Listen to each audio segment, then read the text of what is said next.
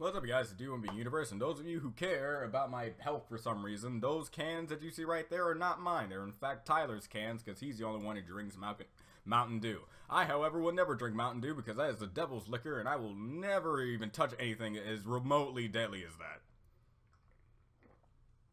that. Now on to the death battle. For those of you who are here to watch Brony, which I am, cry over the fact that a pony died today, leave, because it's not going to happen. I honestly couldn't care less about this. Well, her dying, at least. And for those of you who are bronies who are here to watch another brony celebrate that a character from MLP won another death battle, then stick around, and because I have a very unique dance to do if she happens to win this. But to get this out on the table, do I believe that our main character here, Twilight Sparkle, is capable of taking on Raven? If I go on broken standards, yes. If I go on actual standards, hell to the hell no.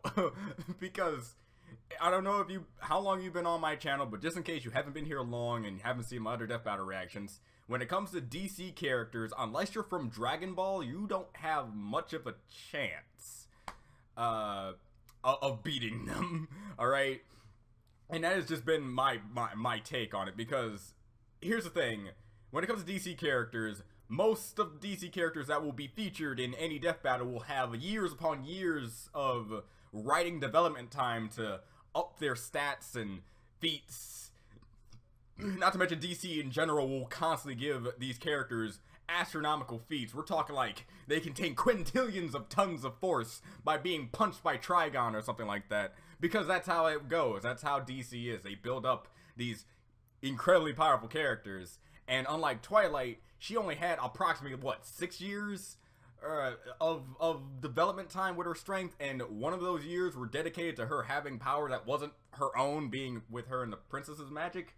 And of course they're going to be using some comic book stuff, which I have not read, so obviously they might surprise me on something. But if you're going to go off pure what I believe comparatively to MLP character Twilight Sparkle and DC Universe character Raven, DC Universe Raven probably has some feats that just outclass Twilight's. So if you want a straight answer, I believe Raven's going to win this, and it's also going to go about my pattern theory that I've been having with Death Battle since the beginning of everything. That every time there's a certain like group of characters from one type of show or genre or something like that, sooner or later that character is going to have to fight a character that's going to lose. That's pretty much been my philosophy for a while now when it comes to Death Battle, and to this day has not been disproven. Like when it comes to the Sonic and Tails, they had a winning streak, so when Knuckles showed up, I knew he was going to lose his death battle to Donkey Kong, because that was just it. Not saying I'm saying they're biased to these sort of things, it's just been the pattern that I've been going off on, and this seems to be the point where we had a nice moment for Bronies had a nice rejoice seeing Rainbow Dash take out Starscream. They were relieved slash okay with the tie that technically happened with Deadpool and Pinkie Pie. But this is the time where I think they're going to test the waters on how the Brony community is going to feel when she dies. Now, if she wins, I can take back everything I said and just be happy as happy can be. But I'm just being real with you guys. I really couldn't care less if she died, because furthermore, I'm not saying that I like Raven more than Twilight. And in fact, I think I do like Twilight more than Raven. But it's because of Tara Strong that I was even get to know these characters as good as anything else, so it doesn't even matter. So in the end, as some comments already said, whoever wins, it's Tara Strong. Tara Strong wins. So good on you right there. However, I will say, as like an extra note before we get into this, I think if Twilight fought Teen Titans, specifically Teen Titans Raven, I think she would have a better chance of winning, if not win outright. However, since it's a DC Universe Raven, like composite Raven, all the things she's done, yeah, no. I'm highly expecting them to pull out something that is just Superman levels of tanking ability, alright? So, we'll see what happens. Let's get started. Oh, this is gonna be fairly painful, I believe. Okay? I'm gonna just get started. Apparently, I was dumb enough not to put it on screen.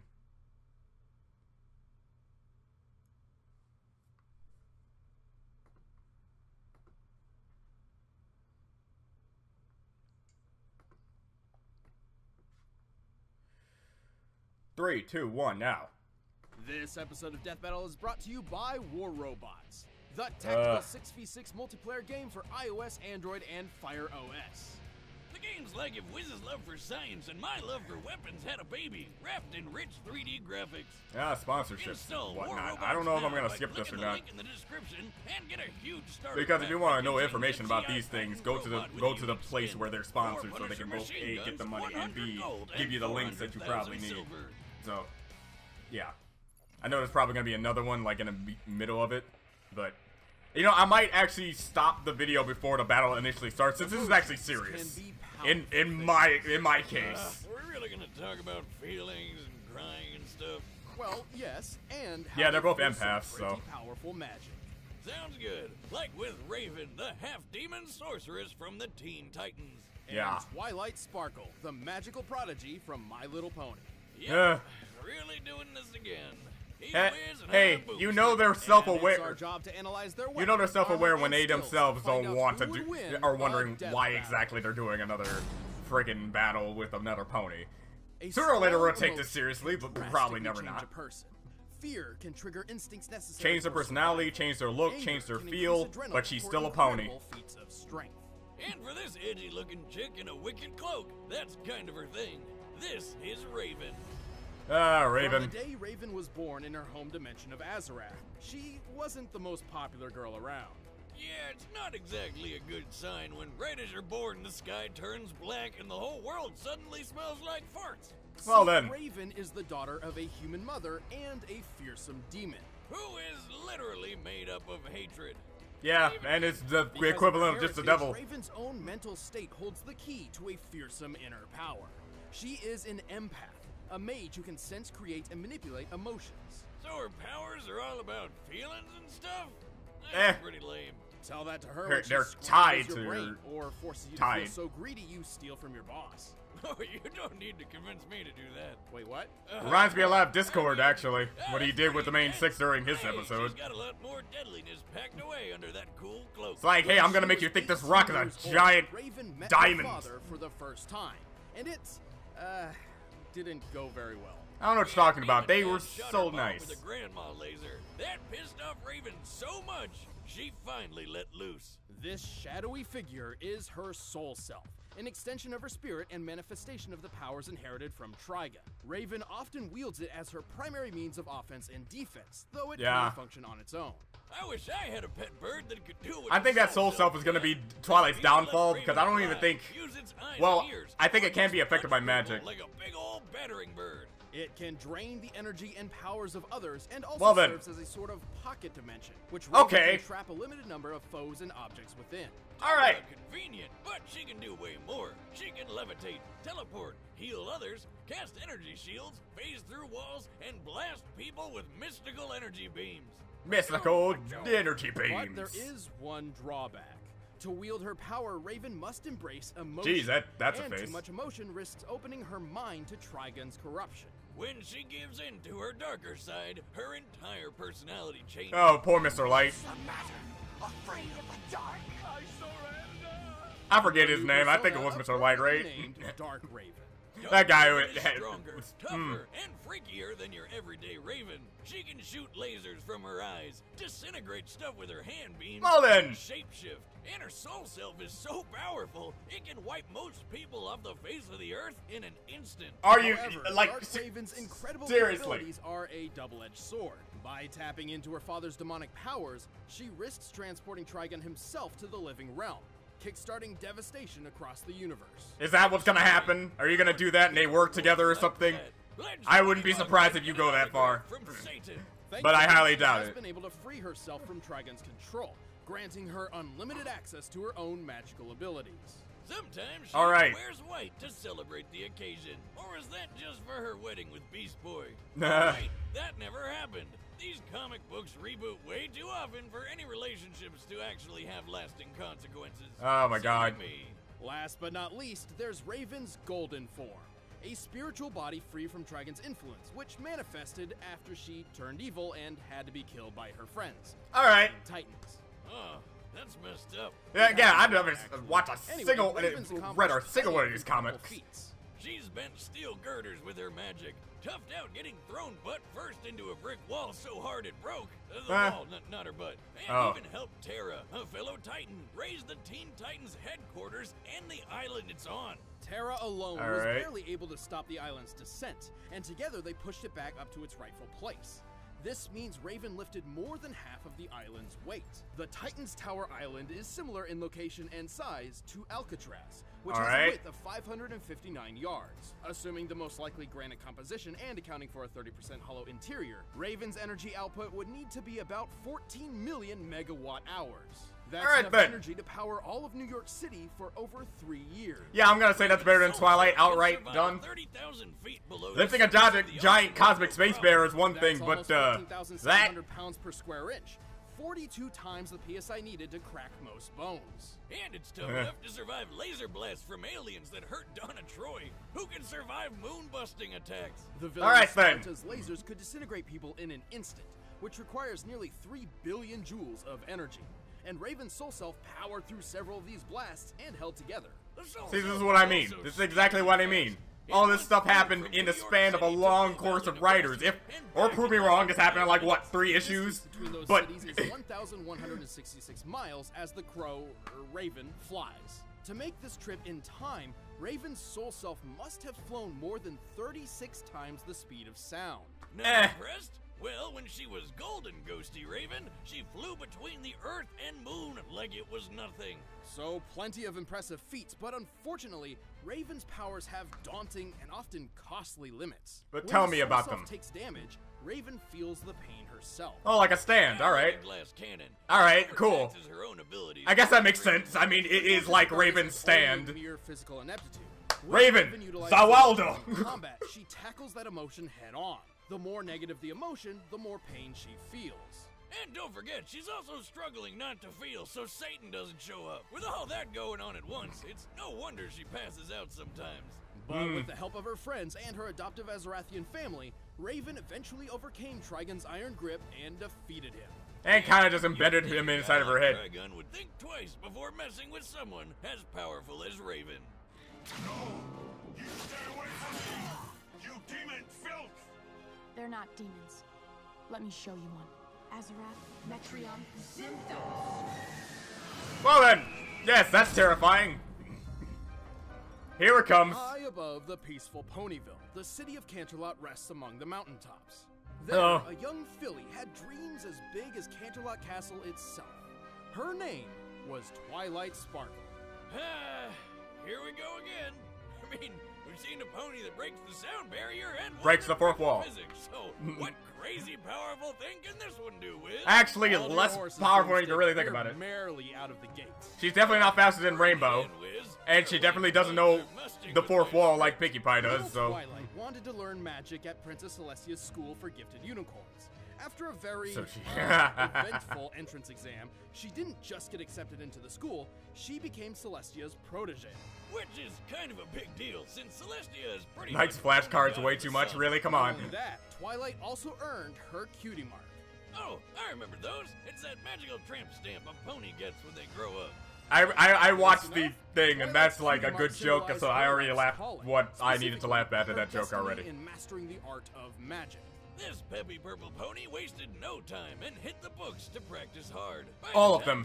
All of the books. She'd read her entire all of them, except for the ones that she wasn't able to get to. Then them too. Boomstick, have you ever read a book before? Do gun manuals count? Sure, why not? Oh, there we go. Twilight learned all sorts of powerful and useful magic. She knows so many spells it would I take forgot she did that. to describe them all.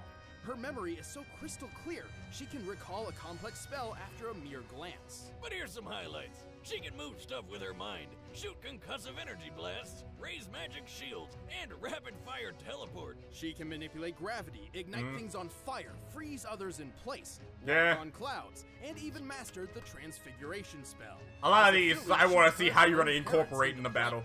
Yeah, that's weird. She's even transformed a single apple into a nest of bird eggs. And then one of them hatched. Hatched, somehow. She just created life? Yeah, but Twilight... Yeah, like I'm... From her vast knowledge of spells and history. In the world of My Little Pony, magic is drawn from and controlled by a unicorn's emotions. Oh, here comes the touchy-feely stuff. The Here it stronger comes. a unicorn feels about something or someone, the stronger their magic becomes. The magic and the Oh, power so of magic friendship. is tied to my emotions. Whatever I'm feeling fuels whatever I'm doing. And you have to listen to Stronger I'm Starlight. feeling, She's the the second stronger the she's the magic. second most powerful Across character in the show. Equestria, Twilight Sparkle is one of the few ponies to master the most powerful magic of all. Friendship. The magic of friendship. Okay, Wiz, I know a metaphor when I see it. Isn't a night out with the girls so magical? Oh, no, that's not it at all. In truth, friendship is the only weapon powerful enough to defeat Equestria's most dangerous enemies. Unless you're Tyrek, They then you get weaponized the power of friendship? MacGuffin. Awesome. Hey, Wiz, you're my best buddy. You're friends forever. Come here, give me a hug. Where are the friendship lasers? Off me. Oh, yeah, upside. I didn't... The fact that he tried it already gets me to. Twilight's friendship magic. I like trying to be tough, not tough, Boomstick. Harmony. When used together, these ancient artifacts are a near unstoppable force, even capable of overpowering the villain Tyrek after he stole Twilight's powers, along with the rest of Equestria's. Actually, Twilight's crown with that the personal well, element contains actually powerful no. magic Wait, in its own wait, right, hold on, enough wait, to literally hold on, change the but fabric of reality no, but in wait, another hold on. dimension with its mere presence. And of But, course, we gotta wait, talk about those that wings of hers. isn't- She but- was oh, born a alright. unicorn, but after completing an ancient spell about, what else? Friendship, she transformed into an alicorn. A mix between Basically got turned unicorn and into Pegasus, and a chance to sell just a whole ton more merchandise. It's a good thing, too. Alicorn magic is leagues more powerful than a plain unicorn's. Well, and yeah. Twilight needed the extra boost to defend Equestria as its newest princess. Like when she fought that Tyrek guy. After Tyrek absorbed the magic from Equestria's entire population, Plus Twilight Discord. was forced to confront him herself while wielding the power of 4 alicorns. And friendship. Friendship. Where did it become Dragon Ball Z with baby girl horse toys? Anyway, check out how Tyrek Yeah, for kids. Twilight straight into this mountain, and she was totally fine thanks to her magic shield. By comparing Twilight's apparent size just before impact to her actual size of approximately 4 feet tall, That we can frame, though. estimate the distance she was thrown to be about 145 feet. Tyrek then closed this distance at 64.5 miles per hour. Combined with his estimated weight of over 31,000 pounds, Twilight's shield had to stand up to over 8 million newtons of force. Alright, that's nowhere near like the amount of newtons it takes to keep up the tower, but sure. Twilight is tough enough to survive bombardment by anvils and pianos, fast enough to fly. Not over as 3 impressive as getting, miles like, without using any passed through a spells, mountain, but even sure, strong mention enough it to too, I lift guess. and carry a rock weighing 4.5 tons. Her telekinesis is strong enough to lift a 340-ton bear and even uproot this giant flower tree thing. Yeah. And with the other alicorn's magic, she can move the sun and the moon. But Okay, she yeah, doesn't friendship power is have way better than the other magic, However, unless you're Twilight has one unless you're gonna glaring give her the weakness, magic it's her somehow. unwavering neurosis. Which, even though that would make no sense. Oh, you mean how she's obsessed over staying organized, and if one small thing goes wrong, she totally loses it? Yes, she has a, well, difficult time dealing with unexpected stress. More Eh. often than not, she even makes bad situations worse before starting to fix them. Don't remind me of When this. push comes to shove, Twilight Sparkle pulls her weight and more. You have no magic. You're wrong, Tyrek. I may have given you my alicorn magic, but I carry within me the most powerful magic of all, the magic of friendship. Again, that's not the elements of harmony, though. That's something we like to call rainbow Alright, power, the combatants thing are that set. is separate Let's end this debate from once and for that, all. whatever. But first, prepare your loins for MeUndies. Again, whatever. World plagued by despair, darkness, Yeah, and anyway, terrible I'm underwear. skipping this, by the There's way. only one Well, before we get started with this one, since this was actually kind of, like, important in a way, since, you know, I am a brony, so I have to talk about this for at least a little bit. Give you a full understanding. If you don't want to hear it, hey, just scroll on that little time bar until they get to the reaction. And I'm not making you want to watch this, but if you want to know my general opinion before I delve into this, please stick around. Alright, from what I've got to see, I see that Twilight is impressive. Yes, they didn't really mention anything that she's done in the comics, very much of anything, actually. But the only kind of quote-unquote problem I have, but the only problem is I don't even know myself if this is 100% correct, because the show fails to really elaborate on this, and it's kind of bothersome. All right, and that is rainbow power. In the analysis, they say that it's thanks to the elements of harmony that they were able to beat T-Rex, but in actuality, the elements of harmony pretty much had nothing to do with it. The elements of harmony are physical objects that they had to take off the tree, as they did when they had to face the Pony of Shadows.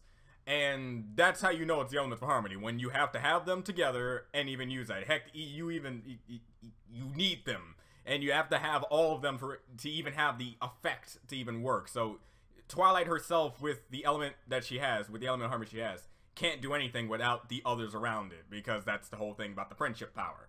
However, rainbow power was supposed to be their Sailor Moon-esque transformation that they go into when new danger comes into place. The only main argument against that is, why haven't they used it since T-Rex?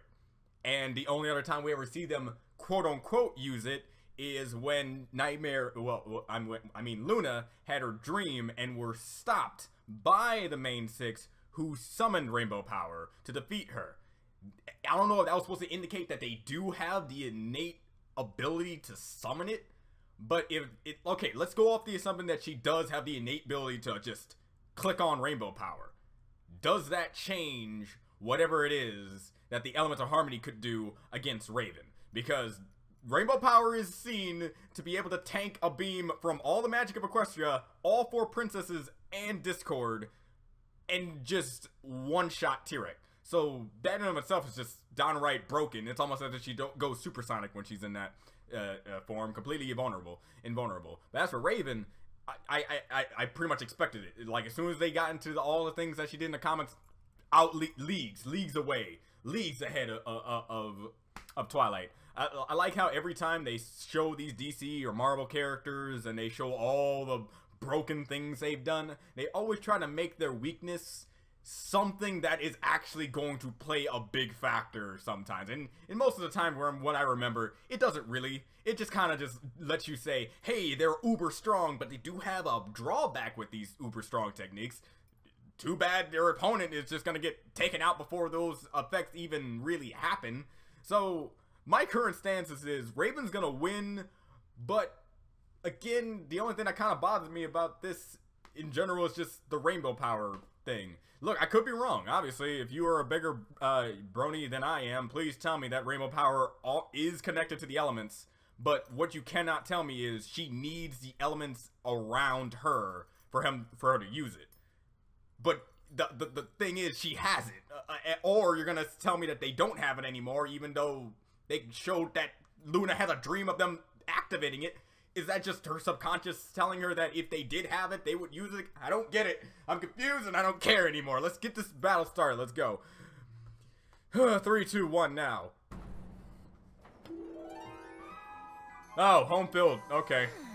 Trans-dimensional teleportation? Let's give it a try. Go for it. Alright. You saw nothing. Alright.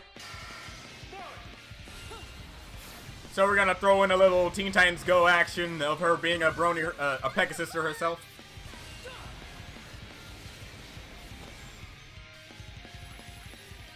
Not the tree. That's my problem with this fight.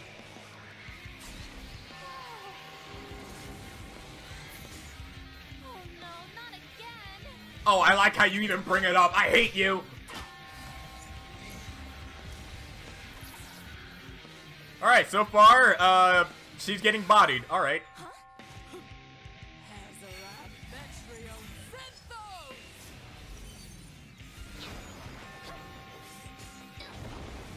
Good dodging skills, okay. What? Is that all you can do?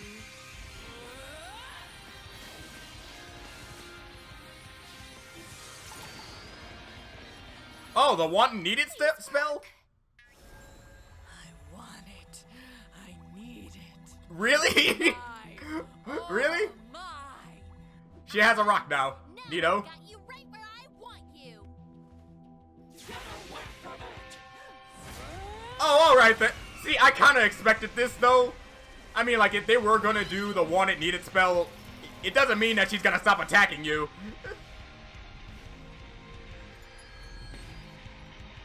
What?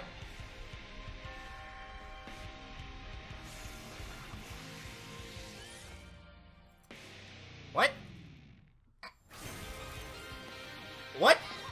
Wait, oh, I guess she turned her into a plant. Alright. Sorry to soil your fun. Nice one.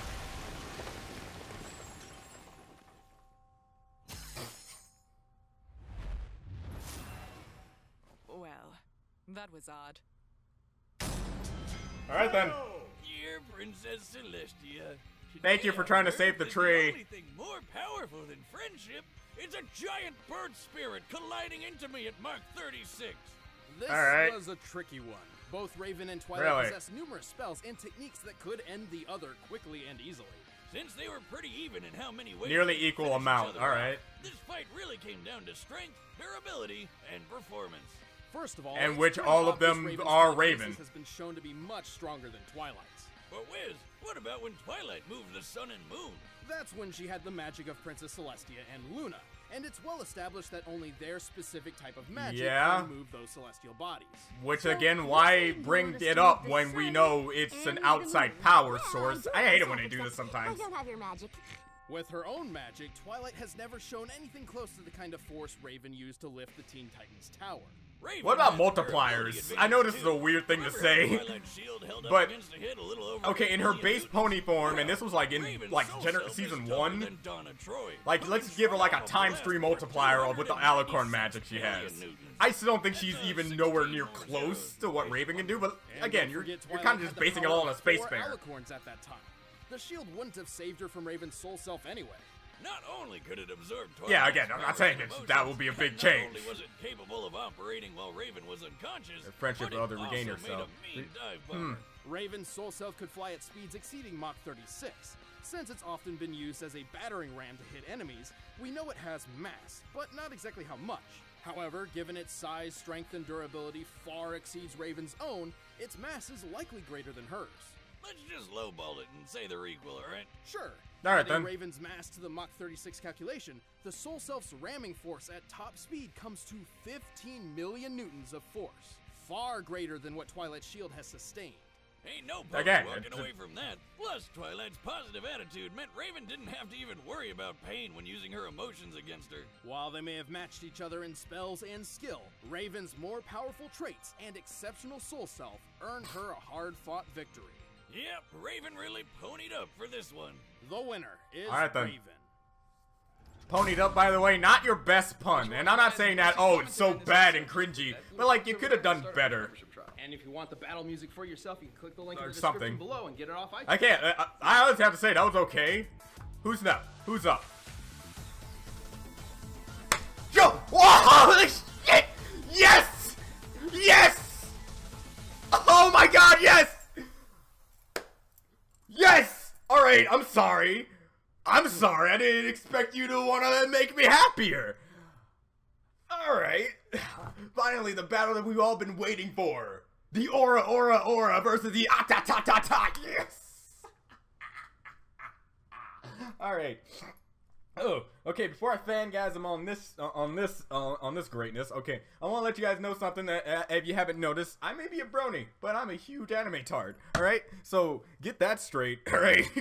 And these two...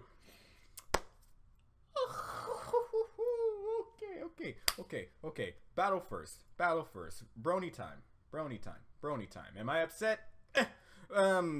The only thing I'm kind of just like, I'm just kind of confused. All right, this wouldn't be the first time the Death Battle had said or put things in their battles and kind of interpreted it in their own way. You could say, like, don't even start with half the things they said about Goku and other characters that they've introduced. But frankly, me complaining about it, it's not going to change anything. But me telling you guys what my mind is currently feeling is pretty much what these reactions were all about. So when I say this, I'm not saying this as a way to say if these were changed, Twilight would have won, or if these were changed, Raven would have had a rougher time. I'm mainly saying this as a confirmation to you guys whether or not I am in the right or wrong here. Now, first things first, the elements of harmony and rainbow power, are they one and the same or are they separate? Because when they implied it, it was a power granted to them by the box. And once they opened the box, it was their power. And the elements of harmony are just there. They just provided that strength. So they didn't actually need to be together to activate it. It's kind of like what's going on with the Equestria Girls things right now. You don't need all of them to be in one place for them to activate their superpowers, correct? But like the inconsistent part is they never really use rainbow power aside from against Tyrek, and the one moment which was just a dream sequence according to with Luna where you see it again. So frankly, me saying rainbow power would be a factor is kind of hard because the show itself kind of made it difficult for them to do it. Now, can I say if she had rainbow power, she would have a better chance? Hell yeah. I mean, if she could just summon rainbow power on herself and all of them can just make a shield that can just tank the blast I told you about, I'm pretty sure that power would be good enough to at least severely wound Raven, alright? Because that's just even if you say all the magic of Equestria plus Discord and the 4 princesses and times that by 2, you got the power to move 2 suns, 2 moons, control emotions, and have the raw strength of chaos itself twofold. I don't know about you, but I think that's pretty impressive. Now, another thing, this is just pure speculation on my end, and obviously they said it in a little drop bar thing that the only reason why she was able to gain her like emotions and, you know, not be manipulated like she was in this battle before against Discord is because she had the help of friendship, and she was able to read the book and be reminded of friendship, which is how she broke out of it beforehand. But if you go on the matter of scaling and progression of a character, wouldn't that mean after that happened, they would have a failsafe for themselves to, if this were to happen again, they would recall memories on themselves, like be somewhat resistant. It's like having a type of disease or something like that. If you get it long enough and have it for a long period of time, your body will at some point naturally find some way to ail it from your body and that sort of thing. And I thought that would be like the thing that happened with Twilight. She had her emotions manipulated before, and since she had it by Discord of all people, she would be able to bounce back from it on her own terms. But again, that's pure speculation. I'm not even trying to fight that. I'm just saying that's just my take on what I thought was the case in the show. So if that isn't the case, that's fine here. Now, her soul self. I liked how it was actually like drawn and not sprited, because I remember watching the Cast of Death battle and they said that was all like 2D work, and I just have to admire that. It has nothing to do with the battle. I just find that amazing as a 2D artist myself. Gotta admire what I admire.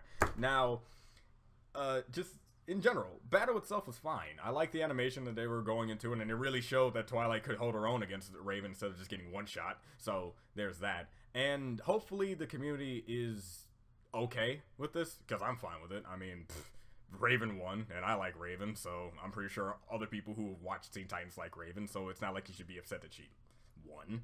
Or upset that Twilight lost, because in the end we're getting season 8 soon, so it's not like she's gone anywhere. So, yeah, basically. To summarize, the only problem I have is the whole rainbow power thing. How they didn't even bring it up, actually. They just brought up the elements of harmony and nothing else.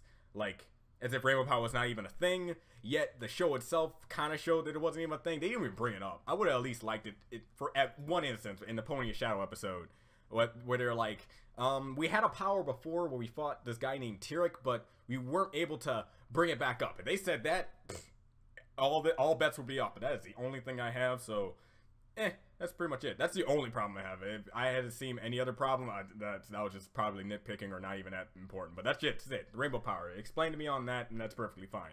Now, next battle. Tell you the truth, I was okayly excited for Twilight. Mostly just shocked that they would even do this of Twilight versus Raven. But Kenshiro versus Jotaro. Yes. Okay. First things first, this battle is gonna end one of 2 ways. Omae mo Shinderu or Star Platinum Zawaldo. literally, if it doesn't end off in either of those two ways, I'll be upset. 0 out of 10. Not enough memes. All right. But seriously though, in actuality terms, I remember watching the 1 minute melee to this, and I was both impressed, confused, and just all around just, you know, happy that this happened. Because when I was growing up and I first saw Kenshiro was the first one I saw before I saw Jotaro. And then I saw Jotaro, I thought Kenshiro was Jotaro at the time. And I just thought this was a continuation and you just had to change his style up a little bit. And I didn't even know. This was back when I was really young and I was just getting into anime. And once I found out that Kenshiro was from a different anime called Fist of the North Star, and Jotaro was from friggin' JoJo's Bizarre Adventure, I watched both series and just fell in love with both characters. Because they both share the same type of, like, mannerisms and just way of being a present figure. Now, I saw, okay, when it comes to the Kenshiro versus Jotaro 1 minute melee, it was interesting in the matter of they even hammed it up, actually, putting at the end of it, it's like, we're gonna test our raw strength, Aura versus Atatatata, and Jotaro won. I found that intriguing. And at the end of it, he said, I'm sure I hit his pressure points. Now, the main thing people need to know, if you don't know Jotaro, or, you know, stands in general of JoJo's Bizarre Adventure, know that stands cannot be seen or touched by humans. They cannot. They only other stand any other stand users can see and interact with them and stuff like that. So having Jotaro being able to touch and punch Star Platinum is odd, but it's a 1 minute melee, so you kind of just have to turn off your brain a little bit. And just enjoy the fight as it is. But since it's a death battle, they're going to take this seriously, like how they took the whole Naruto can't see Ichigo thing seriously. So if they're doing that, it is going to be interesting to see how Kenshiro is going to be able to counter the stand where you can't even see him. There could be a thing that I'm missing, and he could probably sense it or like see it coming in some way. But it is going to be interesting how they're gonna incorporate this. As for the whole pressure point system on Jotaro, he's gonna have to really try to find Jotaro's, like, pressure point system. Like, one of my first things that came to my mind before I brought up the fact that he can't even touch or see Star Platinum, let alone try to hit his pressure points, would be one of the dramatic moments would be Kenshiro is getting his butt kicked, but at one point he did hit a good pressure point on Star Platinum. And since stands are linked to their users, once Star Platinum blows up, Jotaro blows up. But it's very odd because, again, it's been a while since I actually watched JoJo, but I don't really think stands even have pressure point systems. I know they can have a physical mass when being punched by another stand and stuff like that, but it would be interesting to see how they're gonna actually work out with that. Now that in of itself, it just makes me excited to see what they're gonna do with this. I'm excited. All right. Big fan of both series, so I really don't care who wins because I love them pretty much equally at this point.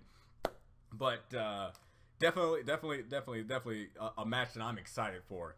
Another thing, I did see Jotaro versus Yunar Kami, the DBX they had, and there was one problem I had with it. The battle itself was fine. I'm a huge Persona fan, by the way. So, and I like how people like to always put up Persona characters versus JoJo's Bizarre Adventure characters, because basically Personas are just stands. And it makes sense because in the anime it really showcases that once a shadow hurts your Persona, it hurts you as well. So they're basically just stands. And okay. Hey guys, Edited In Universe here. After trailing off on my Persona little rant there, I completely forgot to explain what the problem was with the DBX, and that was the use of Star Platinum's Zawaldo. Now, basically, just stating, in the DBX, they kind of had it so that once Jotaro did Zawaldo, it was like an indefinite thing, where in actuality, I forget the actual time span, but I think it's only a few seconds he can actually stop time. So if they do a thing where he can just stop time, walk around all the attacks, and like F around for a bit for some unexplained reasons, and then punch him a billion times, I would kind of question the time frame of that. I like one of my favorite videos online is Dio's stop time in real time, because you know how in anime whenever they talk they kind of have to stop time in their own sense, kind of like Dragon Ball Z. We're in a 40-something minute tournament, and yet it's been going on for this many episodes. So when they talk and when they fight are completely two different like time frames. Same thing goes for JoJo's Bizarre Adventure. But there's a guy who edited it to the point where you see everything Dio does in his stop time frames, and you really see how a few seconds is really short. So that was the only problem I had. So hopefully they make sure to understand that he can only stop time for just a minuscule amount of time, and that's about it. I really don't know if they're gonna just stop at Stardust Crusaders or going to the other like variations and do something with that. That's pretty much it. I just wanted to edit that part. I'm not going to talk anymore about it. To put this bluntly, I see ways Kenshiro can beat Jotaro if Jotaro didn't have Zawaldo. And that in of itself makes it almost kind of hard for me to say that Kenshiro has literally no, unless you're going to prove me wrong somehow, Kenshiro has no way to counter stopping time. So, unless Jotaro's playing with them for some unknown reason, I'm interested. I'm interested in how they're gonna make this legit. Okay?